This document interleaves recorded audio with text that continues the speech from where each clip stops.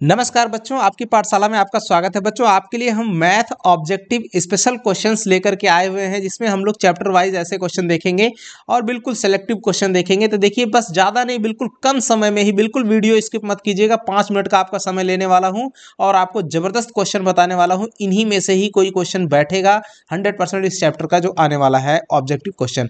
देखिए, जो आपका है, आज हम लोग बात करेंगे इसमें आपका स्टैट्स जो चैप्टर है, यानी सांख्यिकी वाले चैप्टर के क्वेश्चन। तो पहला क्वेश्चन क्या है बच्चों की प्रथम 3 सम संख्याओं का माध्य। तो प्रथम 3 सम संख्याएं कौन सी? 2 हैं, 4 हैं और 6 हैं। इन तीनों को जोड़ लीजिए और 3 से भाग लगा दीजिए। तो 4 2 6 6 12 और बटे में 3 करेंगे तो क्या आ जाएगा? 4। तो आंसर क्या बन जाएगा? ऑप्शन नंबर बी इसका सही हो जाएगा। दूसरा आंकड़े दिए हुए हैं 7 8 9 9 3 5 4। इसका बहुलक तो 2 बार आया हुआ है 9, तो बहुलक क्या बन जाएगा? 9 इसका सही हो जाएगा। निम्नलिखित में से कौन सा संबंध सही है बच्चों? तो 3 माध्यक बराबर बहुलक प्लस 2 टाइम्स माध्य, ये आपका सही है। इस रिजल्ट को याद रखिएगा, काफी इंपॉर्टेंट है। ये जो आंकड़े दिए हुए हैं, इन आंकड़ों से आपको माध्यिका बतानी है। तो 1 2 3 4 5 6 7 8 9 10 और एक 11। 11 है, n बराबर 11 है।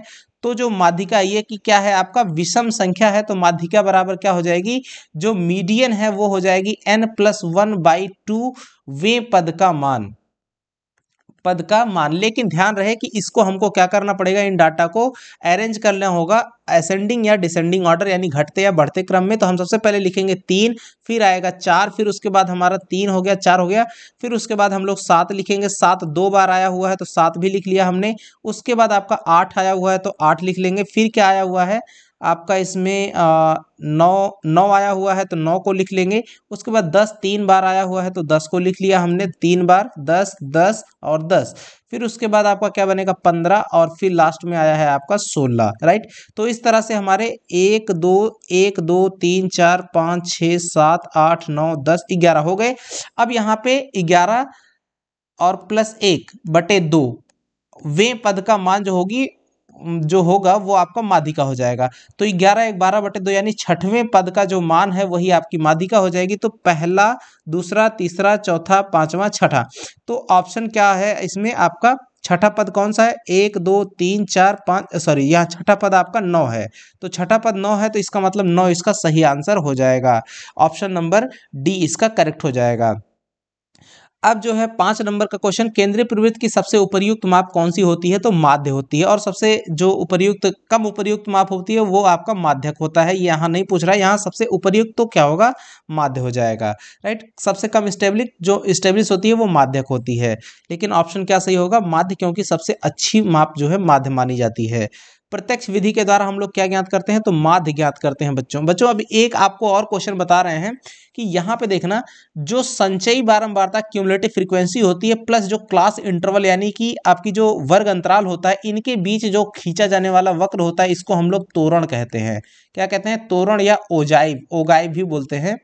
ओजाइव इंग्लिश में इसको बोलते हैं। दूसरा क्वेश्चन क्या बनता है यहीं से? क्यूमुलेटिव फ्रीक्वेंसी प्लस ये जो क्लास इंटरवल है, इसकी जो लोअर लिमिट है, इसके साथ इन दोनों को मिलाने पे जो कर्व बनता है वो हमारा से अधिक प्रकार का त्वरण बनता है। से अधिक प्रकार का त्वरण, राइट। अब तीसरा क्वेश्चन क्या बनता है कि क्यूमुलेटिव फ्रीक्वेंसी यानी संचयी बारंबारता वक्र, संचयी बारंबारता, और साथ ही साथ में हम लोग जो आपका क्लास इंटरवल है वो अपर लिमिट उसकी ले ली जाए और कर्व तब खींचा जाए, तो जो बनता है से कम प्रकार का त्वरण। तो इस तरह से इतने ही क्वेश्चन आपके जो इस सांख्यिकी चैप्टर से बनने वाले हैं वो बनेंगे बच्चों। तो देख रहे हैं 5 मिनट से कम में ही आपका ये वीडियो खत्म हो गया। मिलेंगे ऐसे ही जल्दी से दूसरा चैप्टर का क्वेश्चन लेकर के। तब तक के लिए धन्यवाद, नमस्कार, जय हिंद बच्चों।